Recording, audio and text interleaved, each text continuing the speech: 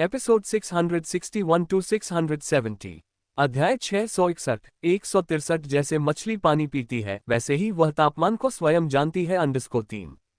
Car में बैठे बैठे भी उसे थोड़ी ठंड लग रही थी।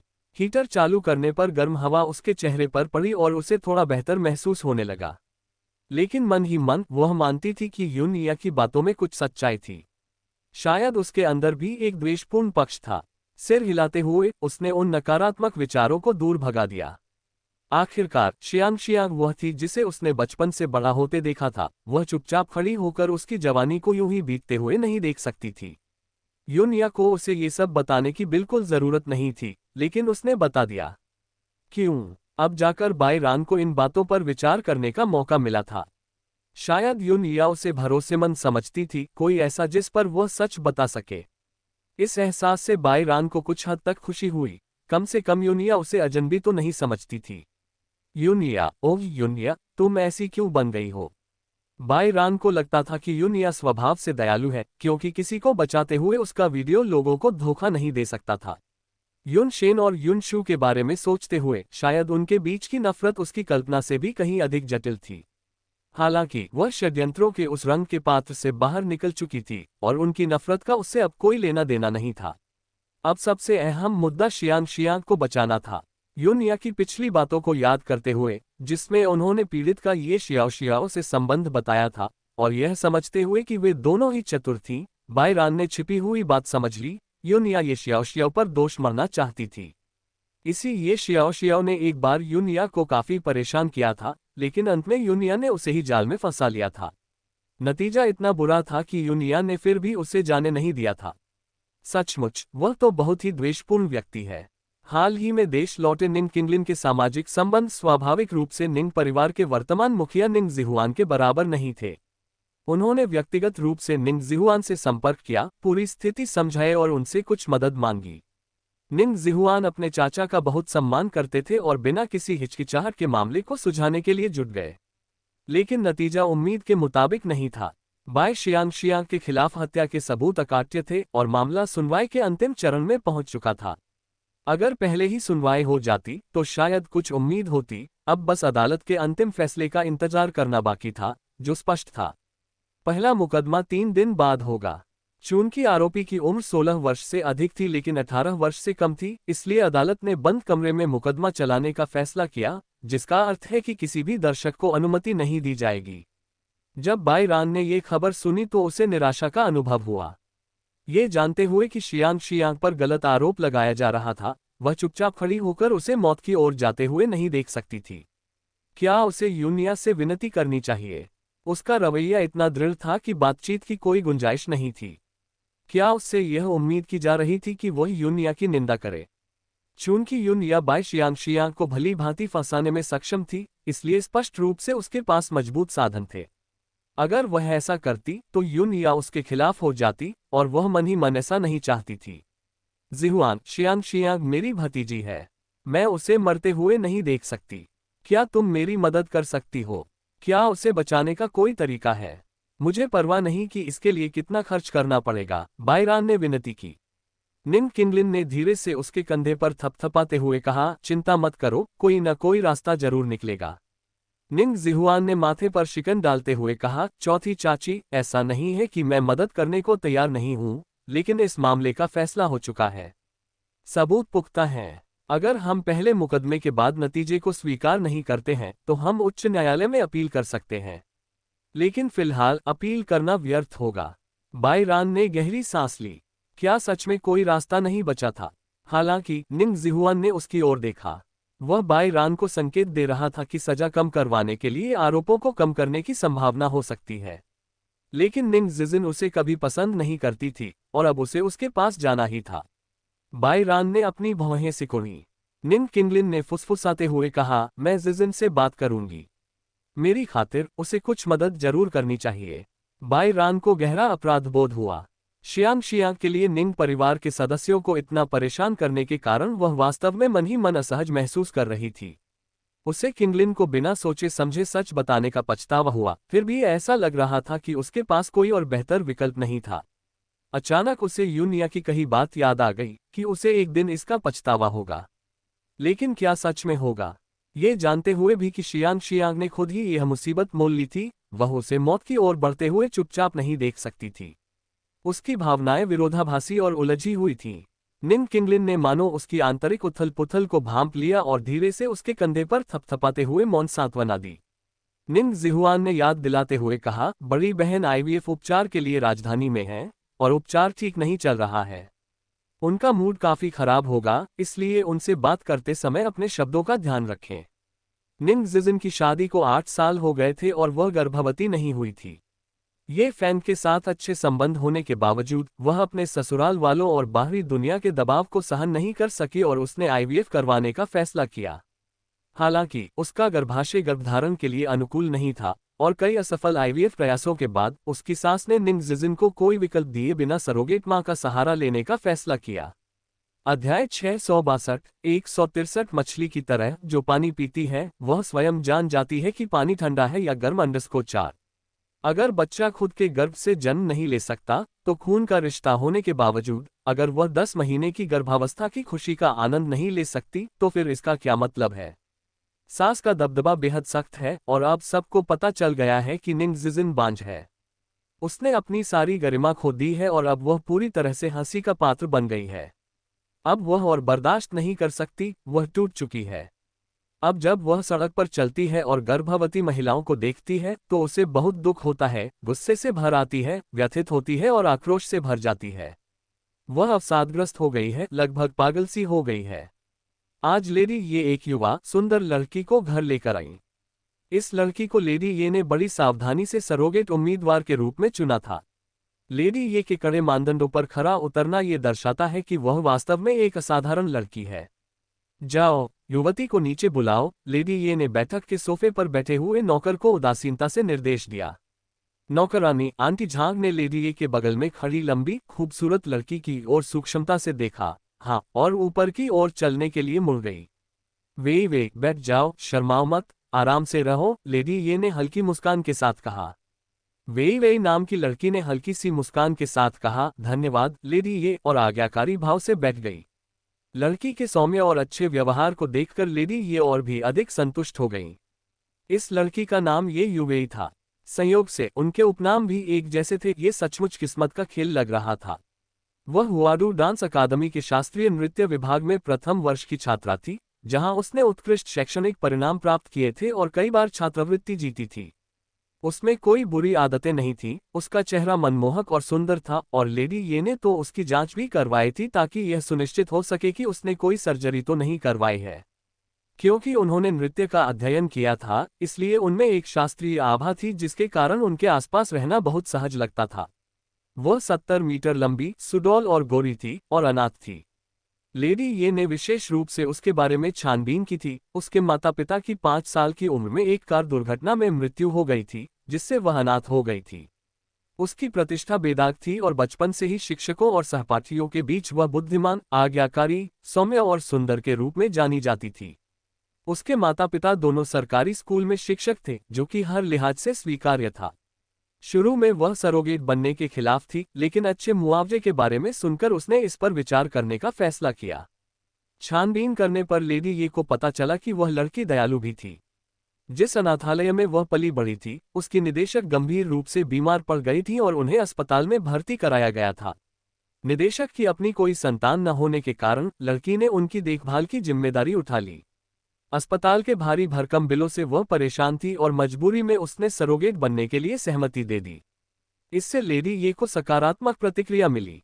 लेडी ये को घमंडी या लालची औरतें बिल्कुल पसंद नहीं थीं। भले ही उन्हें सिर्फ लड़की का गर्भ उधार लेना था, लेकिन उनके पोते का पालन पोषण लड़की के शरीर में होना था, इसलिए बुरी मानसिकता वाली कोई भी औरत उन्हें मंजूर नहीं थी। ये लड़की उन्हें बेहद पसंद आए।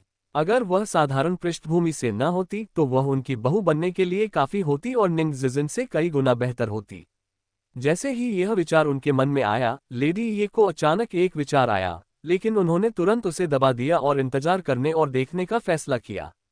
छोटी बच्ची, मालकिन एक लड़की को घर लाई है, तुम जल्दी नीचे आकर उसे देख लो। आंटी झांग ने चादर हटाई। निंग जिजिन गहरी नींद में सो रही थी, उसके कपड़े सिकुड़े हुए थे और बाल बिखरे हुए थे।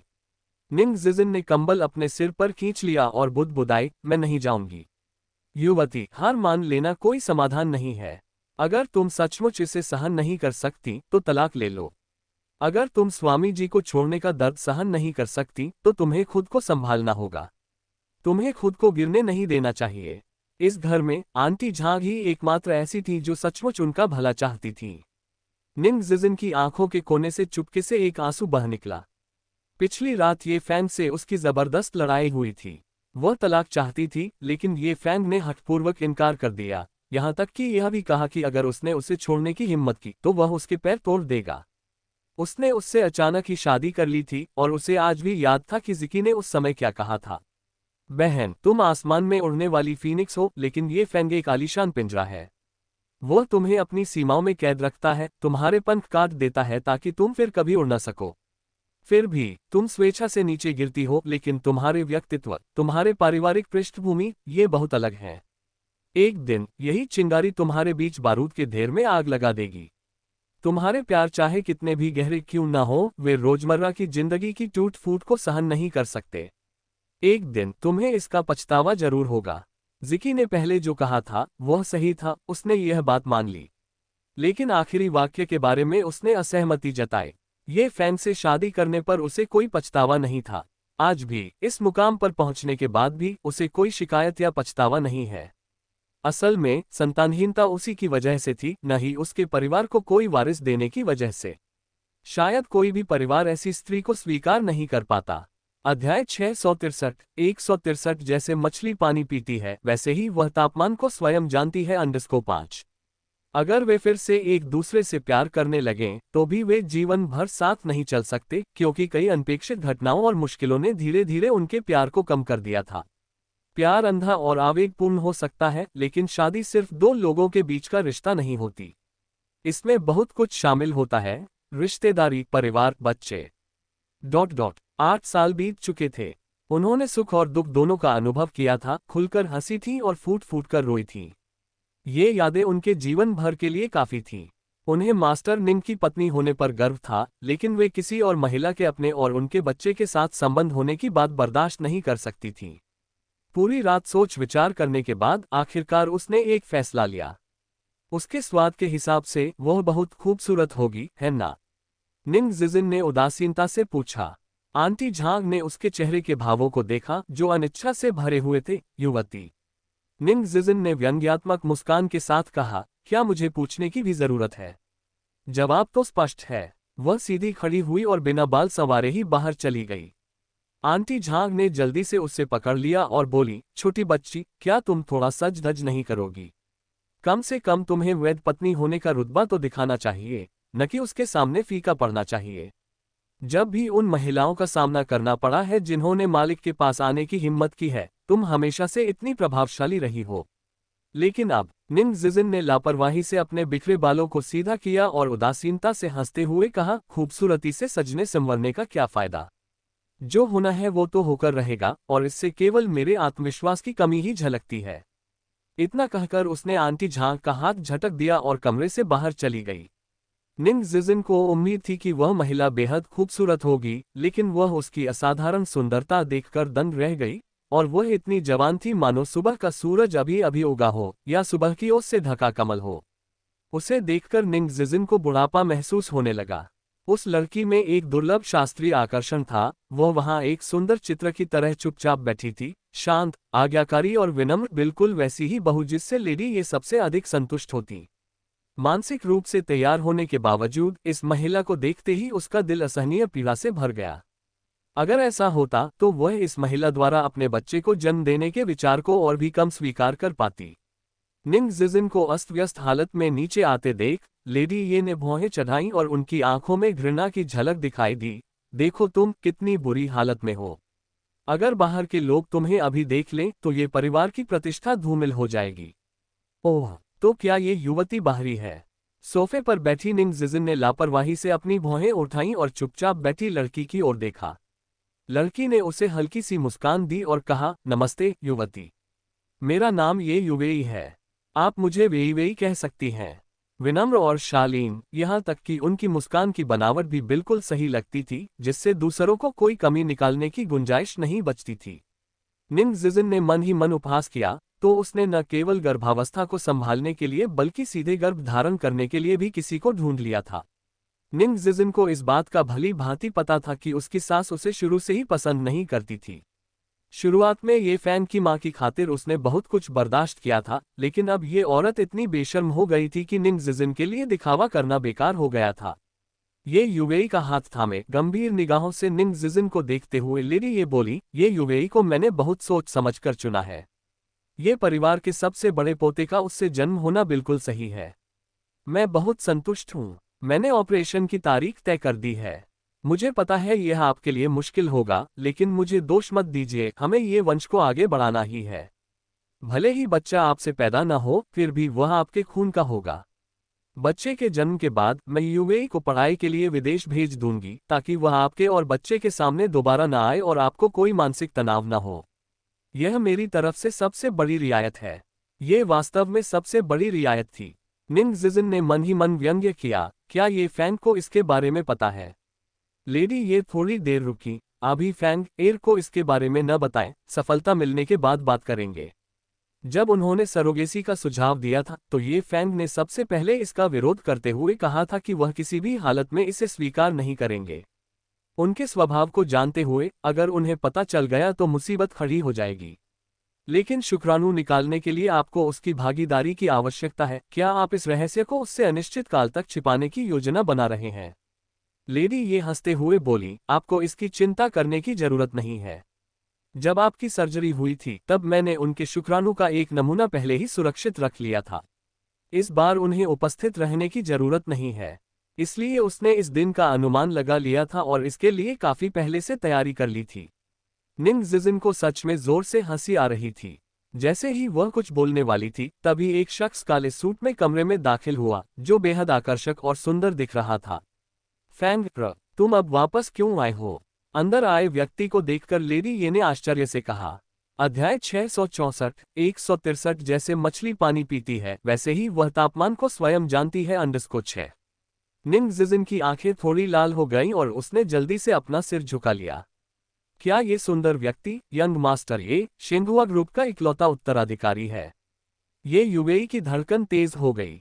उसने पहले सिर्फ मीडिया द्वारा ली गई तस्वीरें देखी थीं और अब पहली बार उसे सामने से देख रही थी। उसने सोचा भी नहीं था कि वह इतना सुंदर होगा, खासकर उसकी हर हरकत से निकलने वाला आकर्षण, जो उसे एक अप्रतिरोध्य और गहरा मोहक बना देता था। जिस बच्चे को वह जन्म देने वाली थी, क्या वह सचमुच उसका ही बच्चा था? इस विचार से उसका दिल अनियंत्रित रूप से धड़कने लगा, लेकिन फिर एक कड़वी भावना ने उसे तुरंत घेर लिया, जिससे उसके दिल में उमड़ रही उत्तेजना तुरंत बुझ गई। उस आदमी ने शुरू से अंत तक उसकी तरफ एक नज़र भी नहीं डाली, बल्कि उसकी निगाह उस अस्त व्यस्त और थकी हुई महिला पर टिक गई, और उसकी आंखें पल भर में अविश्वसनीय रूप से कोमल हो गईं। उसने दबे स्वर में अपनी मुठ्ठियां भींची और धीरे से अपनी निगाहें नीचे कर लीं। मैं एक दस्तावेज लेने वापस आया था, ये फैंग ने उदासीनता से कहा। इतना कहकर वह आगे बढ़ा, निंग जिजिन का हाथ पकड़ा और ऊपर की ओर चल दिया।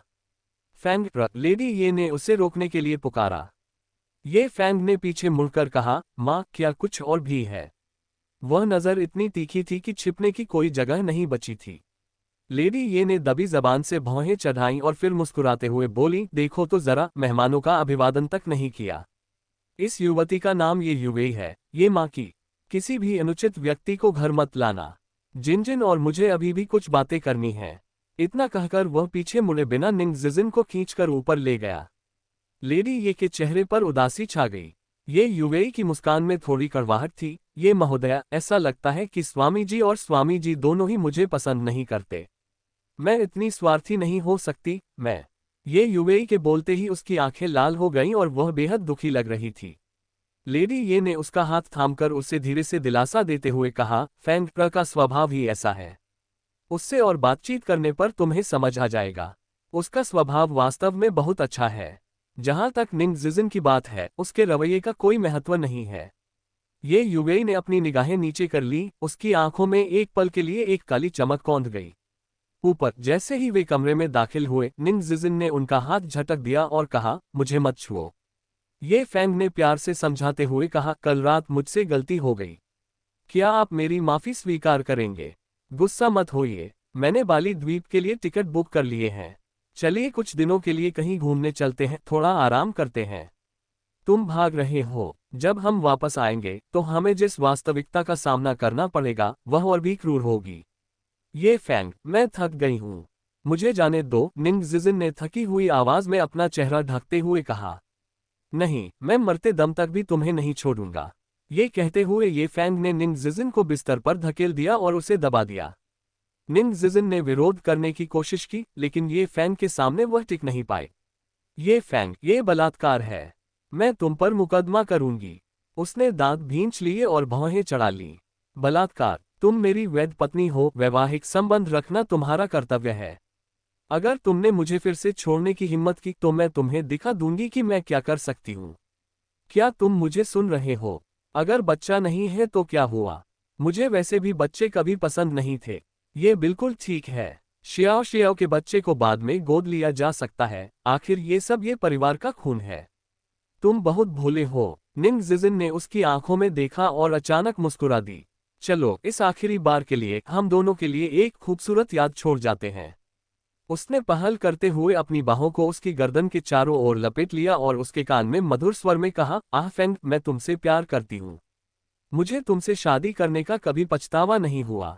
2 घंटे बाद वह बिस्तर पर पूरी तरह से थकी हुई पड़ी थी। उसे ऐसा लग रहा था जैसे उस पर कोई ट्रक चढ़ गया हो। आईवीएफ के बाद उनकी शारीरिक स्थिति बिगड़ गई थी। 2 घंटे बाद ही उनकी सहनशक्ति खत्म हो गई। उन्होंने मन ही मन कड़वी मुस्कान बिखेरी, सचमुच उनकी ताकत क्षीण हो रही थी। ये फैंग ने उसके होठों पर चुंबन किया और कहा, अच्छी तरह रहना, घर पर आराम करना। मैं कंपनी के काम निपटाने जा रहा हूँ। आज दोपहर घर पर मेरा इंतजार करना, मैं तुम्हें लेने आऊंगा। जैसे ही निंग जिजिन ने उसे जाते हुए देखा, वह अचानक बोल पड़ी, आह फैंग। ये फैंग ने सिर घुमाकर मुस्कुराते हुए कहा, क्या बात है? एक और राउंड चाहिए। मुझे अंत तक साथ देने में कोई आपत्ति नहीं है, लेकिन अभी नहीं। बाली द्वीप पर हमारे हनीमून वाले समुद्र दृश्य वाले कमरे में जाने तक इंतजार करो। मैं तुम्हें वह एहसास जरूर दिलाऊंगा। निंग जिजिन मुस्कुराए और सिर हिलाते हुए बोली, ठीक है, मैं तुम्हारा इंतजार करूंगी। उसकी आंखों में मानो आंसुओं की एक झलक दिखाई दी। ये फैंग थोड़ी देर रुका, फिर मुस्कुराते हुए सिर हिलाया और जाने के लिए मुड़ गया। निंग जिजिन की निगाहें छत पर टिकी रहीं, और कुछ समय बाद आंटी झांग ने दरवाजे पर दस्तक दी। छोटी मालकिन, क्या मैं अंदर आ सकती हूँ? मौन। पहले हुए हंगामे के कारण युवती को कुछ हो जाने की आशंका से चिंतित होकर आंटी झांग ने दरवाजा धक्का देकर खोला और अंदर प्रवेश किया। महिला को बिस्तर पर बेसुध पड़ा देखकर आंटी झांग जल्दी से उसके पास गई और बोली, छोटी बच्ची, तुम्हें क्या हुआ है? निंग जिजिन ने अपना हाथ थोड़ा ऊपर उठाया और उसकी खुली छाती और बाहों पर चुंबनों के कई निशान थे। युवा मालिक, वो सचमुच। अध्याय 665, 163 मछली की तरह पानी पीते हुए तापमान को स्वयं महसूस करना _7। मैं एक स्नान लेना चाहता हूँ। ठीक है, मैं अभी पानी चला देती हूँ। आंटी झांग मुड़ी और बाथरूम की ओर चली गईं। उसी क्षण नाइटस्टैंड पर रखा मोबाइल फोन बज उठा। वह वहीं बेसुध पड़ी रही जब तक कि आंटी झांग बाहर नहीं आई। फोन उठाया और निंग जिजिन के कान में नहीं लगा दिया। जिजिन। फोन से एक कोमल आवाज आई। यह आवाज सुनकर निंग जिजिन की आंखों में आंसू भर आए, लेकिन उसने खुद को रोक लिया और रोने नहीं दिया। अंकल सी, आपको मुझे फोन करने का ख्याल कैसे आया? क्या तुम रो रही हो? निंग किंगलिन ने उसकी आवाज में कुछ गड़बड़ महसूस की। पिछले कुछ दिनों से मुझे सर्दी लग गई है। मैंने अभी तक आपको आपकी आने वाली शादी की बधाई नहीं दी है। अफसोस की बात है कि मैं शायद समारोह में नहीं आ पाऊंगी, लेकिन चिंता मत करो, मैं उपहार के पैसे में कोई कमी नहीं करूंगी। निंग जिजिन ने बेपरवाही का दिखावा किया। जिजिन, सच कहूं तो मैं तुम्हें परेशान नहीं करना चाहती थी, लेकिन। निंग किंगलिन ने आह भरी, मेरे पास अब कोई विकल्प नहीं बचा है। निंग जिजिन उठकर बैठ गया। क्या हुआ, अंकल सी? निंग किंगलिन ने संक्षेप में स्थिति स्पष्ट करते हुए कहा, मुझे पता है कि यह आपके लिए थोड़ा असुविधाजनक है, लेकिन वह रानरान की भतीजी है, मैं इसे अनदेखा नहीं कर सकती। जिजिन, भले ही इसका मतलब आपका बहुत बड़ा एहसान चुकाना हो। निंग जिजिन को बाई रान शुरू से ही पसंद नहीं थी, लेकिन वह अंकल सी की प्रेमिका थी और जल्द ही उसकी आंटी सी बनने वाली थी। भले ही वह उसे नापसंद करती थी, लेकिन निंग किंगलिन के साथ होने के कारण वह उसकी गरिमा को ठेस नहीं पहुंचाना चाहती थी। ठीक है, मैं अपनी तरफ से पूरी कोशिश करूंगा। बाय शियांग, शियांग की अपील के दस्तावेज बाद में मेरे ईमेल पर भेज देना। जिजिन, आपका बहुत बहुत धन्यवाद। कोई बात नहीं, हम परिवार हैं, इतना औपचारिक होने की कोई जरूरत नहीं है। जिजिन, अब तुम ठीक हो? निंग किंगलिन ने सावधानी से पूछा। निंग जिजिन हल्के से हंसी और बोली, बिल्कुल, मैं बहुत अच्छी हूँ अंकल सी। आप और आंटी सी एक दूसरे का ख्याल रखना और जिहुआन को मेरी तरफ से नमस्कार कहना। इतना कहकर उसने फोन काट दिया। बाई रान की भतीजी हत्या के एक मामले में शामिल थी और मुकदमा शुरू होने ही वाला था, नतीजा पहले से ही पता था। निंग किंगलिन का मतलब था कि अब इस मामले को पलटना असंभव था और यही फिलहाल सबसे अच्छा समाधान था। उसे उम्मीद नहीं थी कि अंकल सी को बाई रान से इतना गहरा प्यार होगा। आमतौर पर आत्मनिर्भर रहने वाले अंकल सी ने भी इस महिला की वजह से उसकी मदद मांगी।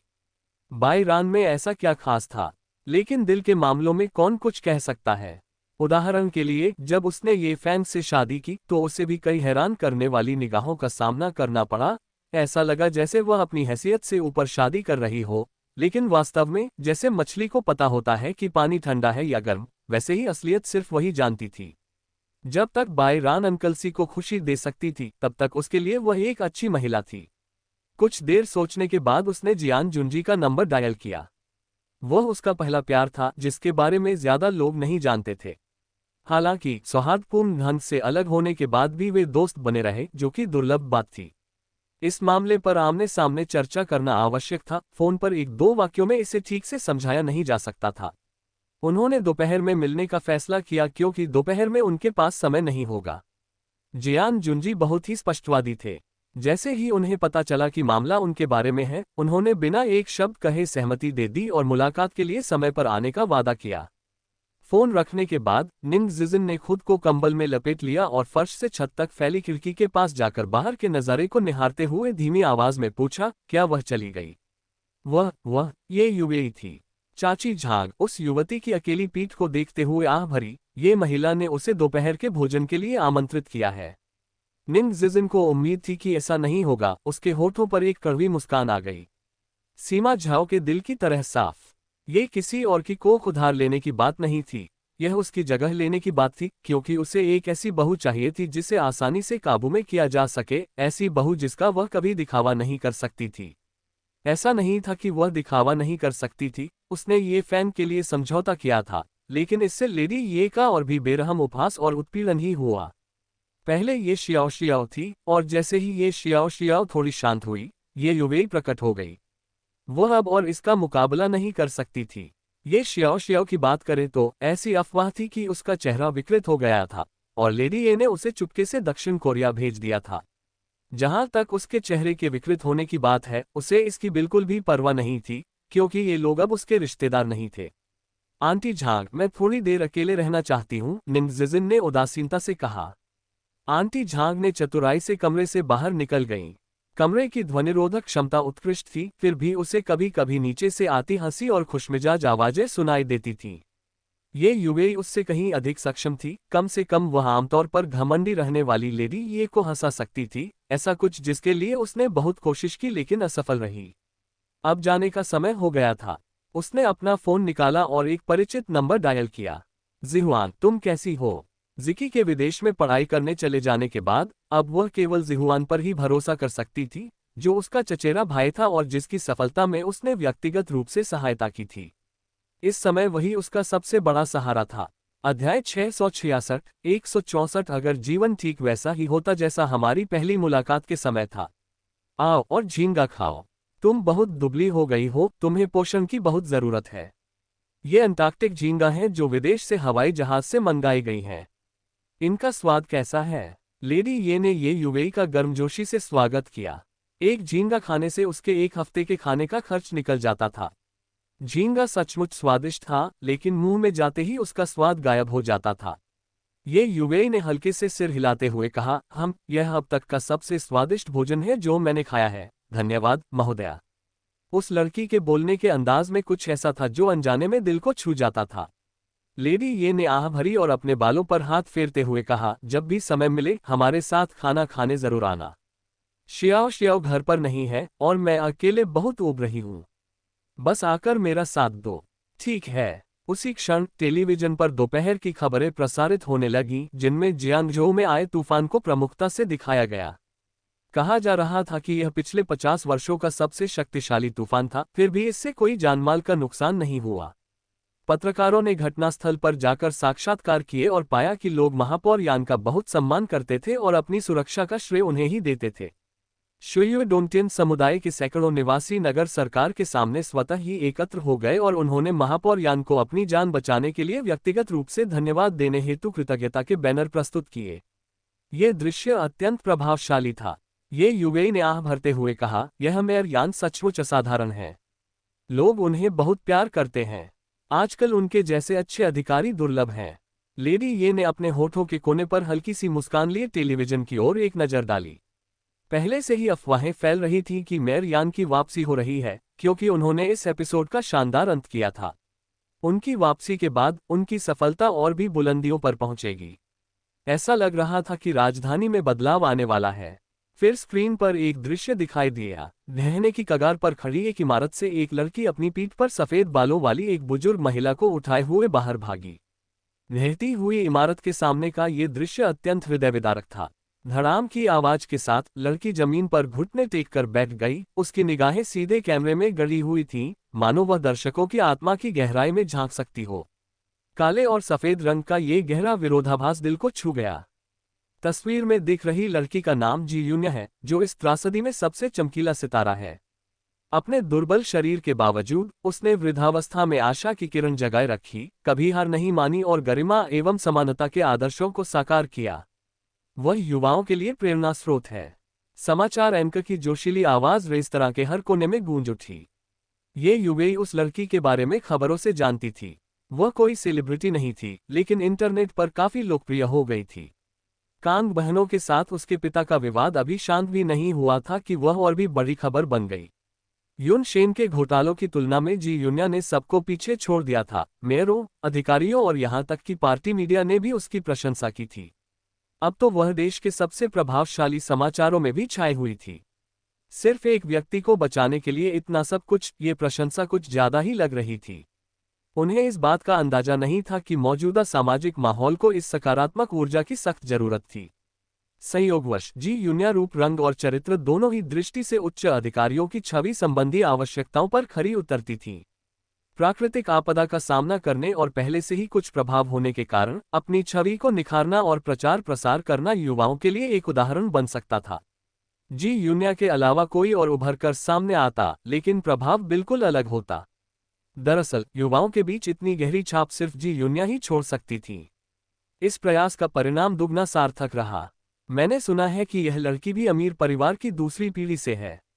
आजकल की अमीर पीढ़ी में इतना दयालु हृदय देखना दुर्लभ है, ये यूवेई ने मुस्कुराते हुए कहा। लेडी ये ने धीरे से नाक सिकोड़ी, उनकी आंखों में व्यंग्य की झलक थी। दयालु, उस युवती ने सबको मूर्ख बना दिया। अगर वह दयालु होती तो शियाओ को दक्षिण कोरिया नहीं भेजा जाता। हालांकि उसने स्क्रीन पर उस बूढ़ी महिला का इंटरव्यू देखा जो उस लड़की की जमकर तारीफ कर रही थी, और उसने अपनी आंखें थोड़ी सिकोड़ लीं। वह लड़की दिलचस्प थी, अपनी प्रतिष्ठा के लिए अपनी जान जोखिम में डाल रही थी, दूसरों के लिए उस पर सवाल उठाना भी नामुमकिन बना रही थी। सचमुच एक पागल औरत थी। लेकिन अगर वह सफल हो जाती तो इसके कई फायदे होते, जैसे कि शक्तिशाली और प्रतिष्ठित परिवार उसकी बहू बनने के लिए होड़ लगाते। कितना अच्छा होता अगर ये लड़की उसकी बेटी होती, जिससे उससे इतनी चिंता न करनी पड़ती। दुर्भाग्य से वह जी लानी की बेटी थी। शोहरत दोधारी तलवार है, अगर इसका गलत इस्तेमाल किया जाए तो ये जानलेवा साबित हो सकती है, लेडी ये ने रहस्यमय ढंग से कहा। यूवेई पूरी तरह से अर्थ न समझ पाने के कारण सिर झुकाकर चुपचाप खाना खाती रही। धड़ धड़ धड़ ऊंची एड़ी के जूते पहने निंग जिजिन दूसरी मंजिल से नीचे आए। बिना अभिवादन किए, मानो उसने उन दोनों को देखा ही न हो, वह तेजी से ऊंची एड़ी के जूतों में ही बाहर चली गई। सलीके से सजी धजी निंग जिजिन बेहद आकर्षक और प्रभावशाली थी। जहां भी जाती थी सबका ध्यान अपनी ओर खींच लेती थी। उनकी उपस्थिति नवोदित ये यूवेई की तुलना से कहीं अधिक थी। अध्याय 667 164। अगर जीवन ठीक वैसा ही होता जैसा हमारी पहली मुलाकात के समय था। युवती ये यूवेई जल्दी से खड़ी हो गई। निंग जिजिन ने उसकी तरफ देखा तक नहीं और झट से बैठक कक्ष से बाहर निकल गई। बैठ जाओ, लेडी ये ने सख्ती से कहा। अगर उसे शर्म नहीं है तो हम उसे कोई सम्मान नहीं देंगे। वह खुद को क्या समझती है? ये यूवेई ने अपने होंठ दबाए और चुपचाप बैठ गई। निंग जिजिन तय किए गए पश्चिमी रेस्तरां में गाड़ी चलाकर पहुंची और उसे ज्यादा देर इंतजार नहीं करना पड़ा क्योंकि सूट और चमड़े के जूते पहने जियान जुंजी वहां आ गया। 30 वर्ष की आयु में ही उपनिदेशक का पद संभाल चुके और प्रभावशाली व्यक्तिगत क्षमताओं वाले एक प्रतिष्ठित परिवार से आने वाले जियान जुंजी अभिजात वर्ग के एक आदर्श प्रतिनिधि थे। आप मुझसे मिलने के लिए इतने बेताब लग रहे थे, क्या बात है? जियान जुंजी का चेहरा सौम्य और विद्वान जैसा था और वे हमेशा गर्मजोशी और सौहार्दपूर्ण मुस्कान बिखेरते थे जिससे एक सहज प्रभाव पड़ता था। हालांकि निंग जिजिन जानती थी कि यह सिर्फ उनका दिखावा था, बंद दरवाजों के पीछे उनका असली स्वभाव उससे बेहतर कोई नहीं जानता था। निंग जिजिन ने अपने सामने रखे जूस को हिलाया। गर्भावस्था की तैयारी शुरू करने के बाद से उसने कॉफी पीना छोड़ दिया था। मुझे आपसे एक छोटी सी मदद चाहिए, उस आदमी ने भौहें चढ़ाते हुए कहा। ओह, आपको अभी भी मेरी मदद की जरूरत है? ये तो दुर्लभ बात है। क्या आप व्यंग्य किए बिना बात कर सकते हैं? उस समय मैंने आपके साथ गलत नहीं किया था, ये स्पष्ट रूप से आपने ही किया था। रुको रुको, हमें अतीत को कुरेने की जरूरत नहीं है, उसने बीच में ही टोकते हुए कहा। निंग जिजिन भी पुरानी शिकायतों पर ध्यान नहीं देना चाहती थी। उसने अपने बैग से एक दस्तावेज निकाला, उसे दिया और जल्दी से स्थिति समझा दी। दस्तावेज की सावधानीपूर्वक समीक्षा करने के बाद जियान जुंजी ने सोचा, मौजूदा सबूत अपर्याप्त हैं। उदाहरण के लिए, पीड़ित की मृत्यु का प्राथमिक कारण ट्यूबुलर एरोपॉइजन एल्कलॉइड बताया गया है, लेकिन संदिग्ध के खिलाफ सबूतों में इसका कोई जिक्र नहीं है। दूसरे मुकदमे के दौरान अपील में इसे उठाया जा सकता है, और इसके अलावा जब मैं इसे ध्यान से देखता हूं तो भले ही सबूत ठोस लगते हैं, फिर भी कुछ गड़बड़ लगती है। ट्यूबुलर एरोपॉइजन एल्कलॉइड क्या है? निंग जिजिन ने उत्सुकता से पूछा। ट्यूबुलर एरोपॉइजन एल्कलॉइड एक प्रतिस्पर्धी एनएम रिसेप्टर ब्लॉकर है जिसका उपयोग आमतौर पर शल्यक्रियाओं में किया जाता है और चिकित्सकीय रूप से इसे एनेस्थेटिक सहायक के रूप में प्रयोग में लाया जाता है। अधिक मात्रा में प्रयोग करने पर यह डायाफ्राम को लकवाग्रस्त कर सकता है और श्वसन को रोक सकता है। इस प्रकार की दवा आमतौर पर बाजार में आसानी से उपलब्ध नहीं होती है। जिसने भी इस दवा का प्रयोग किया है उसे चिकित्सा ज्ञान होना चाहिए। हालांकि बाई शियांग तो एक साधारण हाई स्कूल की छात्रा है। उसने ट्यूबुलर एरोपॉइजन एल्कलॉइड का उपयोग करने के बारे में कैसे सोचा होगा? यह एक गंभीर प्रश्न है। यह बहुत जटिल है, मुझे समझ नहीं आ रहा। बस मुझे ये बताएं कि हम सजा कम कैसे करवा सकते हैं, उसने कहा। जियान जुंजी ने उसकी ओर देखते हुए कहा, यह मामला दिलचस्प है, मुझे इस पर गहराई से विचार करने की जरूरत है। भले ही पहले मुकदमे का फैसला सही आए, आप इन सबूतों के आधार पर दोबारा मुकदमा कर सकती हैं, और उस समय मैं इस मामले को अपने हाथ में ले लूंगी। इस बार आपकी मदद के लिए धन्यवाद। जियान जुंजी मुस्कुराए और बोली, शादी के बाद से तुम काफी शांत स्वभाव के हो गए हो, पहले तो तुम इतनी विनम्रता भरी बातें कभी नहीं कहते थे। निंग जिजिन ने आह भरी और उसके लिए एक फोन नंबर लिख दिया। इस मामले के लिए आप उससे संपर्क कर सकते हैं। इसे मेरा आपके प्रति किया गया एक एहसान समझें और अवसर मिलने पर मैं इसे चुका दूंगा। मेरे साथ इतना औपचारिक व्यवहार कर रहे हो। जियान जुंजी की आंखें थोड़ी सिकुड़ गईं। तुम्हारी आवाज के लहजे से तो ऐसा लग रहा है जैसे तुम आखिरी विदाई दे रहे हो। क्या जाने की योजना बना रहे हो? निंग जिजिन का दिल जोर से धड़कने लगा और उसने उसे घूरते हुए कहा, तुम क्या बकवास कर रहे हो? अरे क्या मैं बकवास कर रही हूँ? निंग जिजिन, तुम्हें मुझसे बेहतर कोई नहीं समझता। यकीनन तुम्हें संतान न होने की वजह से ससुराल से नहीं निकाला जा रहा है। निंग जिजिन ने थोड़ा भौहें चढ़ाते हुए कहा, तुम बहुत ज्यादा सोच रहे हो। भले ही मेरे बच्चे नहीं हो सकते, लेकिन मेरी स्थिति अटल है। सच में? तो फिर आज मैंने काम पर 2 युवतियों को आपकी सास के बारे में गपशप करते क्यों सुना कि उन्होंने आपकी सरोगेट बनने के लिए एक जवान और खूबसूरत लड़की को ढूंढ लिया है। निंग जिजिन ने गुस्से से भरी आंखों से मेज पर हाथ पटका और कहा, क्या आपके दफ्तर की सभी युवतियां इतनी गपशप करने वाली हैं? ये तो बस काम से आराम करने और तनाव दूर करने का एक तरीका है। लेकिन आप इतने परेशान क्यों हैं?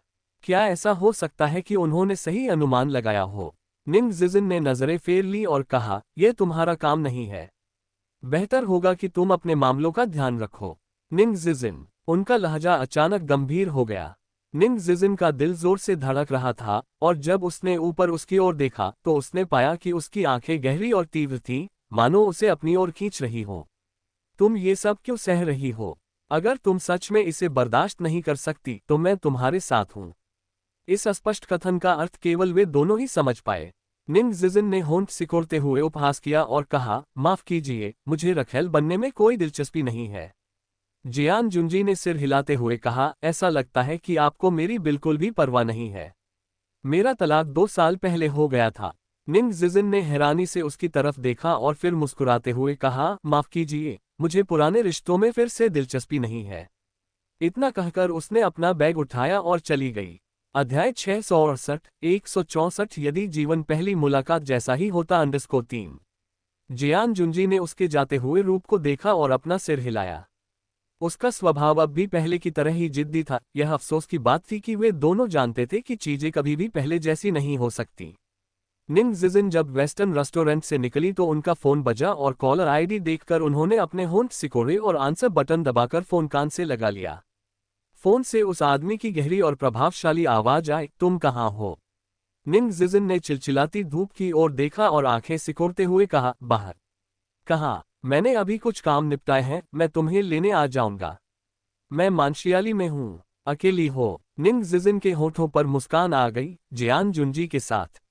जियान जुंजी के अस्तित्व के बारे में ये फैन को बाकी सभी से कहीं ज्यादा स्पष्ट जानकारी थी और इसी वजह से उन दोनों के बीच अनगिनत बार 100 से भी ज्यादा बार बहस हो चुकी थी।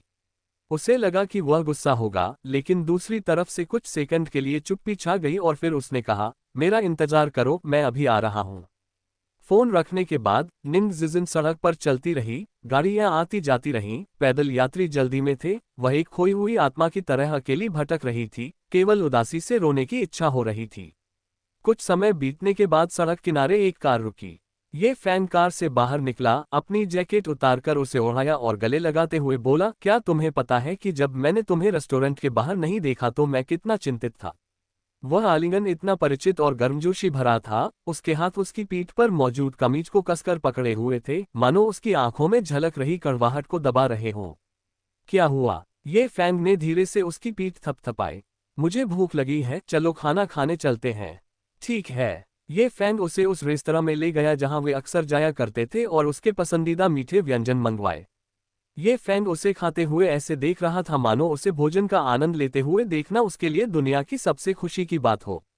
जब ये फैंग पहली बार निंग जिजिन से मिला तो वह एक सड़क किनारे की दुकान पर बैठकर कबाब खा रही थी। वह दिखने में बेहद खूबसूरत थी, लेकिन उसका व्यवहार कुछ पुरुषों से भी ज्यादा अशिष्ट था।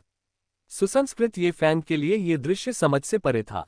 भला कोई लड़की इतनी रूखी और जिद्दी कैसे हो सकती है? फिर भी किसी कारणवश तब से वह छवि उसके मन में इस कदर बस गई कि उसे मिटाना नामुमकिन हो गया। बाद में जब उनका सामना उपद्रव मचा रहे कुछ बदमाशों से हुआ तो दिखने में दुबली पतली उस लड़की ने पल भर में ही कई आदमियों को जमीन पर गिरा दिया। वह बेहद फुर्तीली और कुशल थी। वह उस लड़की की मुस्कान को कभी नहीं भूल सकता था। जब वह मुड़ी, उसकी मुस्कान बेहद जीवंत और शरारती आकर्षण से भरी थी, जिसने उसे मंत्रमुग्ध कर दिया। अरे प्यारे लड़के, शो का आनंद ले रहे हो? अगर तुम्हें मजा आ रहा है तो छोटे मालिक को भुगतान करना होगा। उसने अनायास ही भौहें चढ़ा ली। एक महिला खुद को छोटा मालिक कैसे कह सकती है और इतनी अशिष्ट हो सकती है? अपने पीछे मंडरा रहे खतरे से अनभिज्ञ, उसने केवल उस लड़की को पागलों की तरह अपनी ओर दौड़ते हुए देखा, जिसने पीछे से उसे एक जोरदार लात मारी। धड़ाम की आवाज के साथ एक गुंडा जो पीछे से लाठी से उस पर हमला करने वाला था, लात मारकर दूर जा गिरा। लड़की चलकर पास आई, छड़ी उठाए और उसे पुरुषों के सिर पर दे मारा, जिससे पल भर में त्वचा फट गई और खून बहने लगा। उसकी आंखें सदमे से चौड़ी हो गईं। ये लड़की इतनी क्रूर कैसे हो सकती है? छोटे मालिक के लोगों से पंगा लेकर तुम मौत को दावत दे रहे हो, लड़की ने गुस्से से कहा। उसने गुस्से में बहुत अपशब्द कहे, इतने अश्लील कि किसी कारणवश छोटे मालिक के लोगों वाले शब्द सुनकर ये फैन का दिल अचानक जोर से धड़कने लगा। पुलिस सायरन की आवाज अचानक सुनाई देने लगी और वे तेजी से उनके स्थान की ओर बढ़ने लगे। धत्तेरे की! लड़की ने मन ही मन बड़बड़ाते हुए गाली दी, दौड़ने लगी, फिर पीछे मुड़कर देखा तो लड़का अभी भी वहीं खड़ा था, अचंभित। उसने फिर से गाली दी और वापस दौड़कर उसका हाथ पकड़कर उसे अपने साथ खींचने लगी। अरे बेवकूफ, भाग क्यों नहीं रहे हो? पुलिस के हाथों पकड़े जाने का इंतजार क्यों नहीं कर रहे हो? उसका हाथ दूसरी लड़कियों के हाथों से अलग था, नाजुक नहीं बल्कि मजबूत और खुरदुरा, फिर भी उससे सुरक्षा का एहसास होता था। वह अपने बगल में दौड़ती हुई लड़की को देख रहा था। उसके बाल लड़कों जैसे छोटे कटे हुए थे, चेहरे पर साहस था, लेकिन लड़की की सुंदरता की कमी नहीं थी। त्वचा बेहद गोरी थी, दौड़ते और हौंफते हुए उसके गाल हल्के से लाल हो रहे थे। ऐसा तो नहीं है कि मैंने उन्हें मारा हो, पुलिस मुझे क्यों गिरफ्तार करेगी? लड़के ने उसके हाथ से खुद को छुड़ाने की कोशिश की। तुम्हें बेवकूफ समझना गलत है, तुम सचमुच बेवकूफ हो। पुलिस तुमसे बहस नहीं करेगी, अगर वे कहते हैं कि तुमने किया है तो तुमने ही किया है, खासकर तुम्हारे जैसे आसान शिकार, सुंदर लड़के। बोलते हुए उसकी निगाहें उस लड़के पर ऊपर से नीचे तक घूमी और उस निगाह को देखकर लड़का अचानक अपना सीना ढांकने लगा। हा, तुम तो बड़े मजेदार हो, दिखने में भी बुरे नहीं हो और तुम्हारी कद काठी भी बढ़िया है। क्या सोचते हो, छोटे मालिक के साथ घूमने में दिलचस्पी है? किसी ने मुझे धोखा दिया है और मेरा मूड खराब है। लड़की ने शरारती अंदाज में हंसते हुए कहा। क्या तुम सच में औरत हो, इतनी बेशर्मी से? लड़के ने गुस्से और अपमान से चेहरा लाल करते हुए कहा।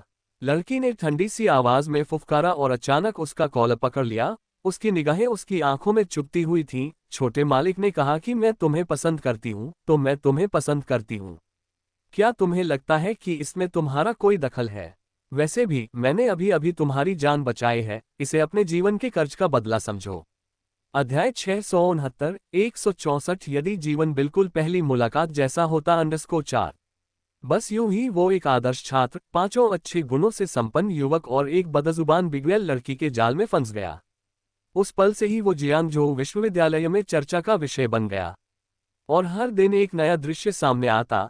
मास्टर निंग, जिससे हर कोई दूरी बनाए रखता था, दिन भर स्कूल में इधर उधर घूमता रहता था और यहाँ तक कि खुलेआम ये फैंग स्कूल के सबसे हैंडसम लड़के की प्रेमिका होने का दावा करता था और उसके साथ कक्षाओं और भोजन पर जाता था। जब वो बास्केटबॉल खेलता था तो वो उसका हौसला बढ़ाती थी और जाहिर है जो भी लड़की उससे अपने दिल की बात कहने की हिम्मत करती, उसे मास्टर निंग खूब खरी खोटी सुनाता, जिसके बाद वो लड़कियां सिर झुकाकर विनम्रता से स्कूल में घूमती रहती थीं। स्कूल की एक खूबसूरत लड़की इस बात से दुखी थी कि इतने सीधे सादे और नेक लड़के को इस तरह की औरत ने दागदार कर दिया है और उसने उसे बचाने का बीड़ा उठाया। उस समय उस लड़की ने निंग जिजिन की जमकर बुराई की। निंग जिजिन खेल के मैदान की रेलिंग पर बैठी थी और अपनी तिरछी निगाहों से अपने बगल में खड़े युवक को देख रही थी। क्या मेरा बॉयफ्रेंड होना तुम्हें इतना नुकसान पहुंचाता है? उस आदमी ने सिर हिलाया और मुस्कुराते हुए एक हाथ से उसकी ठुड्डी उठाकर उसे चूमने की पहल की। निंग जिजिन की आंखें चमक उठी, उसने अपना हाथ उसके सिर पर लपेट लिया और वे 1 मिनट से भी ज्यादा देर तक चुंबन करते रहे, जिससे वहां मौजूद सभी लोग दंग रह गए। स्कूल की सबसे खूबसूरत लड़की गुस्से से लाल पीली हो गई, मानो उसकी सारी इज्जत चली गई हो। निंग जिजिन मेरी, ये फैंग की प्रेमिका है। अब से जो भी उससे पंगा लेगा वो मुझसे, ये फैंग से पंगा लेगा, उस आदमी ने अधिकारपूर्वक उसके कंधों पर हाथ रखते हुए घोषणा की। मास्टर निंग, जो आमतौर पर निर्भीक और धूर्त रहते थे, अब एक छोटी महिला की तरह उनसे चिपके हुए थे। बाहर से अफवाहें फैल रही थीं कि निंग जिजिन के कई प्रेमी थे और वह एक अस्त व्यस्त निजी जीवन जीती थी जो ये फैन के बिल्कुल भी लायक नहीं था। अफवाहें फैलने पर निंग जिजिन ने उससे पूछा, क्या तुम इन पर विश्वास करते हो? ये फैंग ने अपने कटोरे में से सारी हरी प्याज और अदरक निकालकर उसे दे दी। मैंने तुम्हारे अतीत में कोई दखल नहीं दिया, लेकिन तुम्हारा भविष्य पूरी तरह से मेरा है। कभी मासूम और शर्मीला रहने वाला वह लड़का धीरे धीरे बड़ा हो गया था और उसने अपना दबदबा कायम करना सीख लिया था। निंग जिजिन ने भौहें चढ़ाते हुए कहा, सचमुच मेरे कई बॉयफ्रेंड थे। उसने देखा कि चॉपस्टिक पकड़े हुए उसका हाथ कांप रहा था और उसकी आंखों में थोड़ी सी हंसी झलक रही थी। मूर्ख, चलिए देखते हैं, बलवाड़ी से लेकर अब तक 1, 2, 13। ये फैन के चेहरे के भाव और भी गंभीर होते चले गए। अरे इतने सारे हैं कि ठीक से याद रखना मुश्किल है। एक झटके के साथ उसने अपनी चॉपस्टिक जमीन पर पटक दी और उसे सख्ती से देखते हुए बोला, निंग जिजिन, क्या तुम जानबूझकर ऐसा कर रही हो? उसने अपने होंठ सिकोड़ते हुए कहा, मुझे इस बात से कोई फर्क नहीं पड़ता कि तुम्हारे अतीत में कितने बॉयफ्रेंड रहे हैं, बस अब से तुम पूरी तरह से मेरी हो जाओ। मैं उन अफवाहों पर ध्यान नहीं दूंगा। निंग जिजिन ने मुंह बनाते हुए कहा, अगर तुम उन्हें दिल पर नहीं लेते तो इसका मतलब है कि तुम्हें मेरी परवाह नहीं है। ये फैंग उठा और चला गया। निंग जिजिन जल्दी से उसके पीछे गई। क्या अब तुम मुझसे नाराज हो? ये फैंग अचानक मुड़ गया। निंग जिजिन ने उसे इतना गुस्से में कभी नहीं देखा था। हाँ, मैं बहुत गुस्से में हूँ, इतना गुस्से में कि तुम्हारा गला घोंट दूं। लेकिन मैं क्या करूं? निंग जिजिन, मुझे इतनी देर रात तुमसे मिलने के लिए किसने कहा? क्या तुम मुझे सताने के लिए स्वर्ग से भेजे गए हो? निंग जिजिन मुस्कुराए और पहल करते हुए उसके पास जाकर उसे गले लगा लिया। मूर्ख, तुम दूसरों की कही हर बात पर विश्वास कर लेते हो। उसने उसके हाथ में एक रूम कार्ड थमाते हुए कहा, सीव्यू होटल, कमरा नंबर 3012, मैं आज रात 8 बजे तुम्हारा इंतजार करूंगी। जब वह विदा हुई तो पहली बार उसके चेहरे पर इतनी मनमोहक मुस्कान थी। ये फैंग वहीं अचंभित खड़ा रहा। अचानक उसे अपने हाथ में पकड़ी वस्तु बहुत गर्म महसूस हुई, इतनी गर्म कि उसका दिल बैठ गया। वह दिन भर कक्षा में अन्यमनस्क रहा, उसके मन में निंग जिजिन की आखिरी मुस्कान गूंज रही थी। वह हमेशा से एक नेक बच्चा था, जिसने कभी अपने शिक्षकों या माता पिता को चिंता नहीं दिलाई। जहां उसकी उम्र के अन्य किशोर लड़कियों के प्रति आकर्षित थे, वहीं वह अपनी पढ़ाई में लीन था। टेफल और IELTS की तैयारी कर रहा था, अपने कंधों पर मौजूद जिम्मेदारियों से भलीभांति वाकिफ था और कोई भी गलत कदम उठाने की हिम्मत नहीं करता था। उसने कभी किसी महिला का हाथ तक नहीं पकड़ा था, जिसे निंग जिजिन के शब्दों में वह पूरी तरह से एक गंवार साबित करता था। उसके आखिरी शब्दों का क्या मतलब था, उसे देर से एहसास हुआ। वह पूरे दिन इस दुविधा में जूझता रहा कि जाए या न जाए। वह उसे खुश करने की क्षमता हासिल करने से पहले उसे चोट नहीं पहुंचाना चाहता था, लेकिन वह खुद पर काबू नहीं रख सका। स्कूल खत्म होते ही वह दौड़कर घर आया, नहाया, कपड़े बदले और इत्र भी लगाया।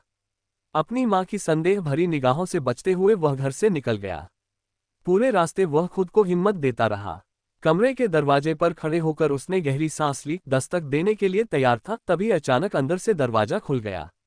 उसने निंग जिजिन को इतना खूबसूरत पहले कभी नहीं देखा था। उसने लंबे लहराते बालों वाली विग पहनी थी, चेहरे पर हल्का मेकअप था, रेशमी नाइटगाउन में वो मोहक, जीवंत और ऊर्जावान लग रही थी। उसकी उग्रता कम हो गई थी और उसकी जगह एक परिपक्व महिला का आकर्षण झलक रहा था। अध्याय 670, 164 यदि जीवन पहली मुलाकात जैसा ही होता 5। उसने उसे अपनी ओर खींचा और दीवार से सटा दिया। दरवाजे से लेकर बिस्तर तक उसे चूमती रही, जब तक कि दोनों एक दूसरे के सामने पूरी तरह नग्न नहीं हो गए। कमीने, अब खुश हो गए। मेरी कमर तो टूट ही जाएगी, उसने शिकायत की। उस आदमी की आंखें गुस्से से लाल हो गईं। फिर कभी खुद को युवा मालिक मत कहना। तुम्हें क्या हक है? उफ, तुम बेवकूफ हो। अंत में उसकी आवाज धीमी हो गई। ठीक है। बाद में ये फैंग ने सच्चाई जानने के लिए और भी छानबीन शुरू कर दी और पूछा कि उसके कितने बॉयफ्रेंड रहे हैं। निंग जिजिन ने बेबसी से जवाब दिया, तीसरे नंबर पर तुम हो। पहला तो मेरा प्राइमरी से हाई स्कूल तक का सहपाठी था, लेकिन फिर उसके माता पिता राजधानी चले गए और हमारा संपर्क टूट गया। दूसरा तो बिल्कुल घटिया इंसान था जिसने मुझे धोखा देने की हिम्मत की, मुझे तो लगभग पागल ही कर दिया था। तीसरा, वो तुम हो। बहुत से लोग मुझसे जलते हैं, इसीलिए वे मेरी बदनामी करते हैं। ये अफवाहें यहीं से शुरू होती हैं। वह हमेशा से ही एक उग्र और दृढ़ निश्चयी महिला थी, लेकिन उससे शादी करने के लिए उसने अपने कठोर स्वभाव को नरम कर लिया। उन सलीकेदार और शालीन पोशाकों को पहनना शुरू कर दिया जिन्हें वह कभी नापसंद करती थी, बनावटी ढंग से बोलना शुरू कर दिया, नजाकत से खाना शुरू कर दिया और अपने गुस्से पर काबू पाना शुरू कर दिया।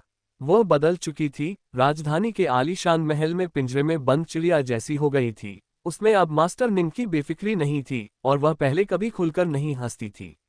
उसने अनगिनत बार खुद से पूछा, क्या यही तुम्हारा प्यार है? उसे तुम्हारे लिए इतना बलिदान देने पर मजबूर करना। लेकिन उसके पास कोई चारा नहीं था, वह उसे छोड़ नहीं सकता था, फिर भी वह अपने ऊपर पड़ी जिम्मेदारियों को भी नहीं छोड़ सकता था। वह क्या कर सकता था? उसे क्या करना चाहिए था? इस समय उससे पहले की तरह दिल खोलकर खाते हुए देखना दूसरों की नज़र में भले ही असभ्य लगे, लेकिन उसके लिए यह दुनिया का सबसे खूबसूरत दृश्य था। काश वह हमेशा ऐसी ही रह पाती। हालांकि वह जानता था कि माता पिता और परिवार के दबाव ने उसके लिए खुद को अभिव्यक्त करना असंभव बना दिया था, जिससे वह एक ऐसे पक्षी की तरह मजबूर हो गई थी जिसके पंख काट दिए गए हों, और उसे अपनी सारी उग्रता को समेटना पड़ा था और खुद को किसी ऐसे व्यक्ति में ढालना पड़ा था जो वह बनना नहीं चाहती थी। जिन, मुझे माफ कर दो, उसने अचानक कहा। निंग जिजिन ने चॉपस्टिक पकड़ी हुई थी, तभी उसका हाथ रुका। उसने उसकी तरफ देखा, चॉपस्टिक नीचे रख दी और अपना मुंह पोंछने के लिए एक नैपकिन उठाया। तुमने यह बात इतनी बार कही है कि मेरे कानों में छाले पड़ गए हैं, उसने कहा। आह भरते हुए निंग जिजिन ने हल्के स्वर में कहा, तुमने क्या गलती की है? ये सब मेरी अपनी मर्जी से हुआ है और वह इसी अंत की हकदार थी। ये फैंग, अगर तुम्हें मेरे और अपनी माँ के बीच चुनाव करना पड़े तो तुम किसे चुनोगे? यह एक ऐसा सवाल था जो निंग जिजिन ने लंबे समय से अपने दिल में दबा रखा था, और आज आखिरकार उसने ये सवाल पूछ ही लिया। परिणाम निश्चित होने के बावजूद भी वह उसके मुंह से ही जवाब सुनना चाहती थी। जिन जिन, मुझे मजबूर मत करो, उसने दुख भरी आंखों से उसकी ओर देखते हुए कहा। देखो, तुम भी परेशान हो। हाँ, माँ तो एक ही होती है, लेकिन पत्नी, विशेषकर संतान उत्पन्न करने वाली महिला, कहीं भी मिल सकती है, उसने पलटवार किया। ये फेंग ने अचानक उसका हाथ पकड़ लिया और कहा, तुम क्या बकवास कर रही हो? निंग जिजिन ने व्यंग्यात्मक मुस्कान के साथ उसकी ओर देखते हुए कहा, ये फेंग, अनजान बनने का नाटक बंद करो। तुम जानते हो ना कि आज उस औरत को किस लिए लाया गया है? मुझे विश्वास नहीं होता कि तुम पूरी तरह अनजान हो। वह यहाँ किस लिए आए है, इससे हमारा कोई लेना देना नहीं है। उसे कोई महत्व मत दो, उसने पलटवार किया। चाहे तुम कितना भी इनकार करो, क्या तुम अपनी माँ की बात मानने से इनकार करने की हिम्मत करोगे? अगर वह तुमसे उस औरत के साथ सोने के लिए कहे तो क्या तुम मना करने की हिम्मत करोगे? निंग जिजिन, ये फैन का चेहरा गुस्से से लाल हो गया, उसकी निगाहें उस पर टिकी हुई थीं। तुम किस बारे में बात कर रही हो? हल्की हंसी के साथ निंग जिजिन ने कहा, मैं तुम्हें बता रही हूँ, तुम्हारी माँ ने उसे सरोगेट के तौर पर लाया है। तुम्हारी माँ का स्वभाव ऐसा है कि वो उसे सीधे तुम्हारे बिस्तर पर भेज देगी। ऐसा पहली बार नहीं होगा। ये फैंग ने अचानक हाथ के इशारे से सारे बर्तन फर्श पर फेंक दिए और चिल्लाते हुए कहा, बस बहुत हो गया। उसे देखते हुए निंग जिजिन ने कहा, ये फैंग, इस तरह चलते रहने से हम दोनों को ही तकलीफ होगी।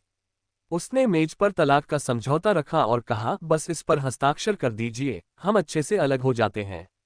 ये फैंग झपटा और समझौते को फाड़कर टुकड़े टुकड़े कर दिया। गिरते हुए टुकड़ों के बीच वह गुस्से से गुर्राया, तुम्हारी यही इच्छा है, मैं तुमसे कह रहा हूं, तुम मुझे तभी तलाक दे सकती हो जब तुम मर चुकी हो। निंग जिजिन ने आह भरी, तुम हमेशा ऐसे ही रहते हो। मैं बहुत थक गई हूं अब और बर्दाश्त नहीं कर सकती।